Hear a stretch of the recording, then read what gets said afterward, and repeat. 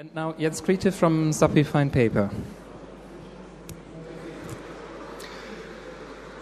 Good afternoon, ladies and gentlemen. My name is Jens Kriete. I'm the environmental manager of Supply Fine Paper Europe. For those of you who have not heard about Supply, Supply was originally an abbreviation. It stands for South African Pulp and Paper Industries. We are the world's largest producer of fine paper, and that also goes for Europe. We have 9 mills here in Europe with a total capacity of 4.2 million tons.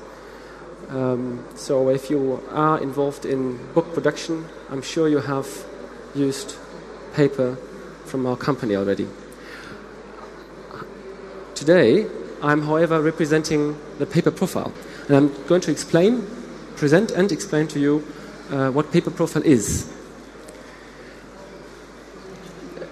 Well, paper profile provides specific environmental data per paper grade. It's a standardized product declaration, and it was developed by leading European producers. What it shows you have information about sources, and you have information about performance of this particular paper grade on one page. The top part of the paper profile is, I took an example of our Ehingen mill. Ehingen is a mill close to Ulm in the south of Germany. It shows the product name with the grammages, if applicable, the company and the mill. And what is very important, it shows a reporting period. That is very important because it's always historic data that we report. So you have a certain reporting period, at least 3 months of time. Usually 1 year. Usually it's a calendar year what we are reporting on, and it's historic data. And why is it historic data? It is you need to see it as similar to a financial report. So what actually ever happened over this reporting period is going into the specific data of this product. There's no interpretation in it. It's just facts. What you see on this page is facts, nothing else. Nothing interpreted, just as it is. And what you can see here in the top part of this example, and that is not required, but it's advised, is that this data is verified by a third-party organization. And in this case, it is our certification body, DNV. So you can never make mistakes, but this is a third party that had a look at it. So it makes sure that this data reported is correct. There's a section about environmental management, and there you can see what environmental management standards this mill, this production site, is actually certified against. It shows what certification it has with regards to forestry chain of custody. And in this case, we even publish the percentages across this reporting period. And in this case, as you can see, 85.9% PFC certified fibers, 3.2% FSC certified fibers. Should not be mistaken at all with any forestry chain of custody claims. So this means a fraction of that can be sold by us to you as FSC certified, and another bigger fraction of that can be sold to you as PFC certified. But, again, historic data. So this was 1 year ago, or whatever reporting period this document is about. The next section, environmental parameters. Here you can see water and air, which has been briefly addressed by the previous speakers. So you have here the relevant aspects of water, which is COD, chemical oxygen demand, AOX, absorbable organic carbons. This is an indicator of TCF, ECF bleaching. So if this is high or low, this is an indicator, well, how much TCF or how much ECF pulp is used to produce this paper. Anybody doesn't know what TCF, ECF is? You don't know it? Okay. Elemental chlorine bleaching is a bleaching method of the pulp industry, which is bleaching with chlorine dioxide. Some environmental purists still don't like it because they don't like the use of chlorine at all.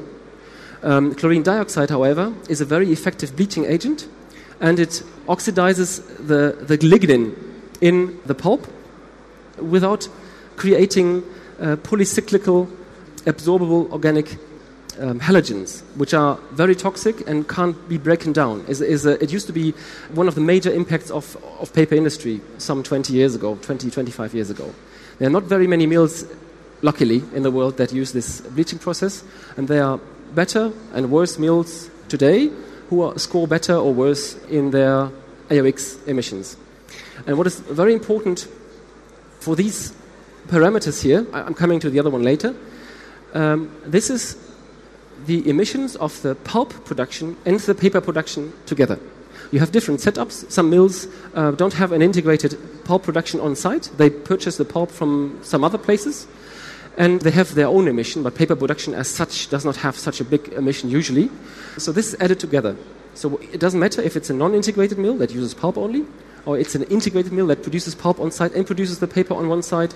It's the same approach. So pulp and paper is reported on this one-page document. Nitrogen total, phosphorus total, those are nutrients which are actually causing a eutrophication in the water. So if you discharge to a river, for example, if it's a small river, it can't take up so much because so you're reducing the free oxygen for any life, for fish and for more simple life in the river, and it makes them die. So whenever you have a major pollution, then you see fish swimming upside down because they are dead, because they couldn't breathe anymore.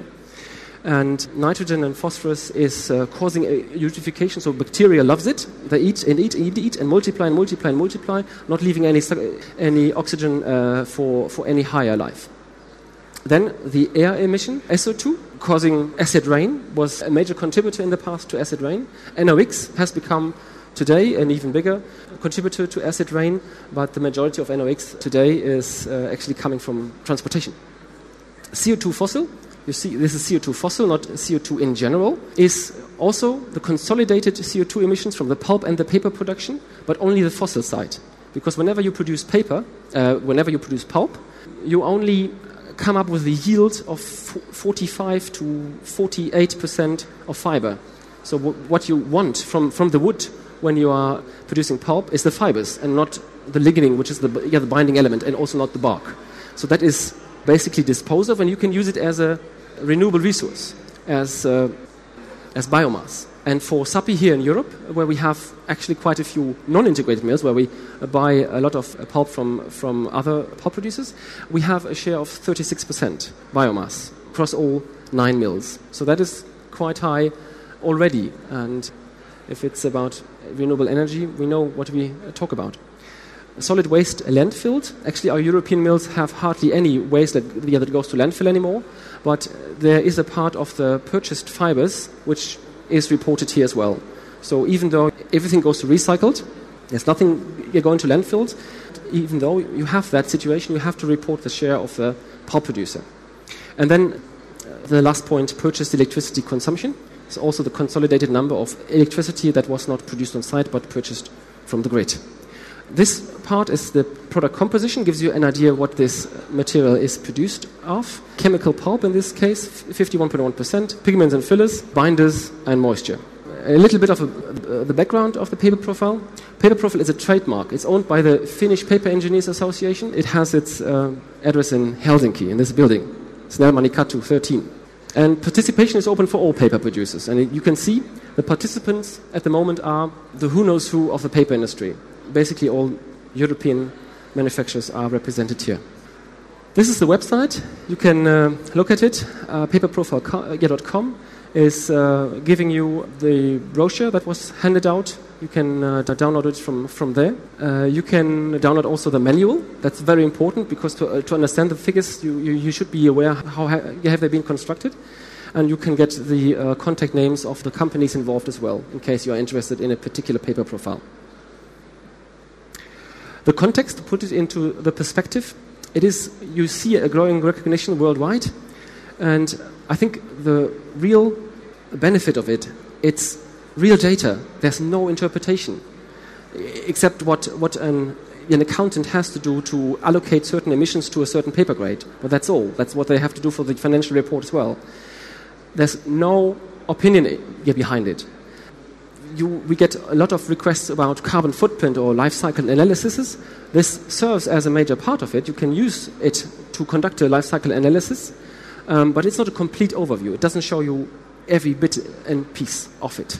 So, however, life cycle analysis is always interpreted data. So there's always an interpretation behind it. Be aware of that, please. The information provided with the data, with a paper profile, well, and that is the context to the WW paper scorecard or score your paper. It provides the input. So what you need to complete the scorecard is provided on the paper profile. So that, I think, is an appreciation by the WWF. Thank you for that. So that the industry has found out that, there's common agreement that these are the relevant parameters. And, for the Austrian representatives among you, it also serves as an input data for the österreichisches Umweltzeichen. This is now, please excuse me, I'm ending with a slide with a quote from Klaus Töpfer. I didn't want to translate it, but it says, I'm reading it out in German, die Bedrohungen durch den Klimawandel sind so gravierend, dass es völlig unverständlicher und verzeihlich wäre, würde man die Beiträge der Wälder und die Verwendung von Holz nicht in vollem Umfang berücksichtigen.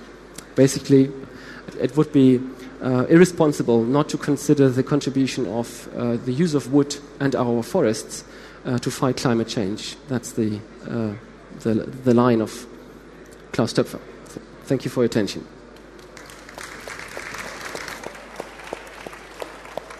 Thank you very much, Jens.